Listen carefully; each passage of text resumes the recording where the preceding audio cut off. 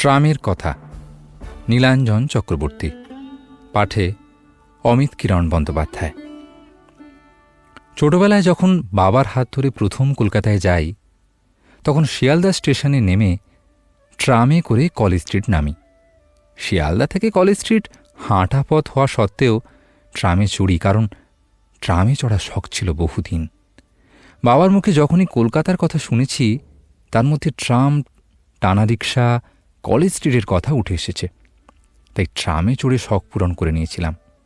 ঘটাংঘট ঘটাংঘট অদ্ভুত শব্দ আর ঘণ্টার আওয়াজ সেই ছোটবেলায় রোমাঞ্চিত করেছিল। ছোটবেলা থেকেই ট্রাম স্মৃতিতে আবেগে জড়িয়ে আছে। ফেব্রুয়ারি মাসটা নিঃশব্দে চলে গেল। আমরা অনেকেই হয়তো খেয়াল রাখিনি, এই মাসের ২৪ তারিখ ১৮৭৩ সালে প্রথম কলকাতায় ট্রাম চলে। সে ছিল ঘোড়ায় টানা ট্রাম, শিয়ালদা থেকে আর্মেনিয়ান ঘাট পর্যন্ত। তখন ট্রাম পরিষেবা চালু ছিল মাত্র ৩.৯ কিলোমিটার রাস্তায়। এটা মনে রাখা প্রয়োজন, তখনকার কলকাতায় দ্রুত গতির গণপরিবহন বলতে তেমন কিছুই ছিল না। পালকি, টমটম বা ঘোড়ার গাড়ি ছিল, কিন্তু তাতে বেশি লোকও ধরত না। তাই ইংরেজরা কলকাতায় ট্রামের প্রচলন করেন। তাতে তুলনামূলক দ্রুত যেত ও সঙ্গেও অনেক লোক যেতে পারত।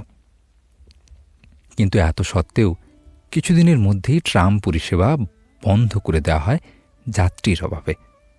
এরপর লন্ডনে প্রতিষ্ঠা হয় সিটিসি, ক্যালকাটা ট্রামওয়েজ কোম্পানি।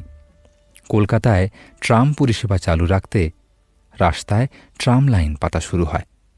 এরপর পুনরায় ট্রাম চালু হয় শিয়ালদা থেকে বউবাজার, সেখান থেকে ডালহৌসি হয়ে আর্মেনিয়ান ঘাট পর্যন্ত। এই ৩০ কিলোমিটার রাস্তায় তখন ট্রাম চলত। সে সময় ছিল এডওয়ার্ড লিটনের সময়কাল। রবীন্দ্রনাথ তখন সদ্য কৈশোর উত্তীর্ণ করেছেন। কলকাতায় তখনও বিদ্যুৎ পৌঁছয়নি, তাই ঘোড়ায় টানা ট্রাম চলত। ১,০০০ ঘোড়া ও ১৭৭টি ট্রাম তখন নিয়মিত চলাচল করত কলকাতার বুকে। পরে আরও দ্রুত যাত্রী পরিবহনের কথা মাথায় রেখে স্টিম ইঞ্জিনের মাধ্যমে ট্রাম চালু করা হয়। এর অনেক পরে ১৯০২ সালে প্রথম বৈদ্যুতিক ট্রাম চালু হয়, ধর্মতলা থেকে খিদিরপুর পর্যন্ত। এর থেকে বোঝা যায়, সময় যত এগিয়েছে ট্রাম পরিষেবা তত আধুনিক হয়েছে। ধীরে ধীরে সমগ্র কলকাতায় উত্তর থেকে দক্ষিণে ট্রাম চলাচল শুরু হয়ে যায়। ট্রাম কলকাতাবাসীর পছন্দের গণপরিবহনে পরিণত হয়। এটা মনে রাখা প্রয়োজন, তৎকালীন কলকাতা ছিল ভারতের রাজধানী।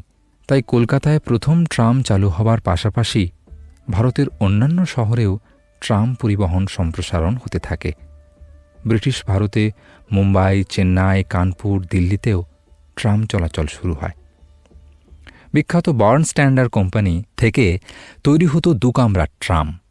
এর গড় দৈর্ঘ্য ছিল ৬৪ ফুট, ওজনে প্রায় ২০ থেকে ২২ টন। ফার্স্ট ক্লাস আর সেকেন্ড ক্লাস এই দুই কামরা। ফার্স্ট ক্লাস কামরায় পাখা থাকার কারণে সেকেন্ড ক্লাসের থেকে ভাড়া ছিল বেশি। ব্রিটিশ আমলে প্রথম শ্রেণীর কামরা মূলত ইংরেজদের জন্যই বরাদ্দ ছিল। নদী থেকে অনেক জল বয়ে গেল। বঙ্গভঙ্গ আন্দোলন, প্রথম বিশ্বযুদ্ধ, জালিয়ানওয়ালাবাগ, রবি ঠাকুরের নাইট উপাধি ত্যাগ পেরিয়ে মহাত্মা গান্ধীর উত্থান, সমস্ত গুরুত্বপূর্ণ ঘটনার সাক্ষী হয়ে রইল কল্লোলিনী কলকাতা।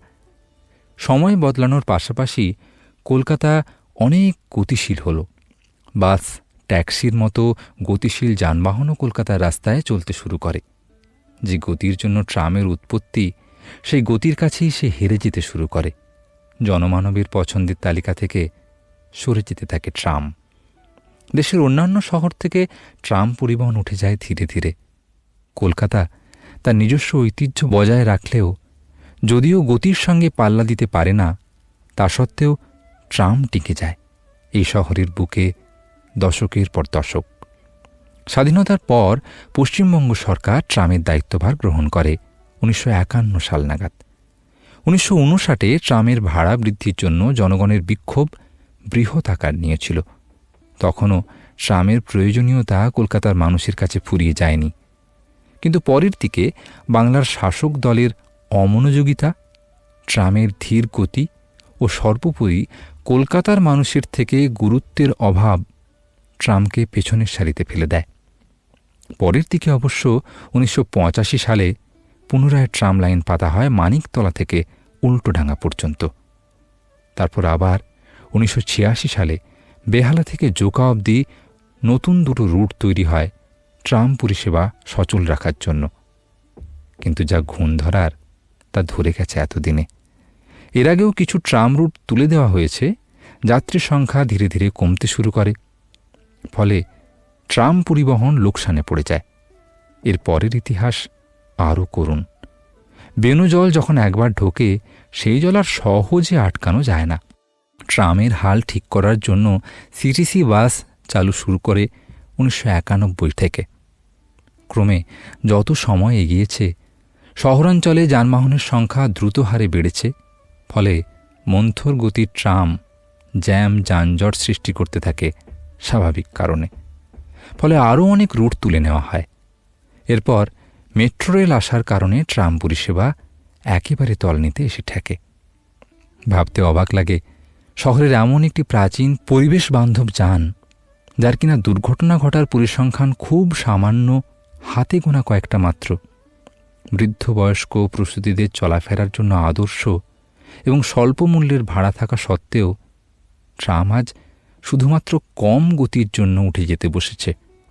অথচ যারা এককালে এখানে ট্রাম পরিবহন চালু করেছিল তাদের দেশে এখনও ট্রাম চালু আছে পুরোদমে। ইংল্যান্ডে গেলে এখনও ট্রাম, ডাবল ডেকার বাস, টেলিফোন বুথ, ডায়াল ঘোরানো দেখতে পাওয়া যায়। অথচ সেখানে মেট্রো রেলও চালু আছে 90 বছর।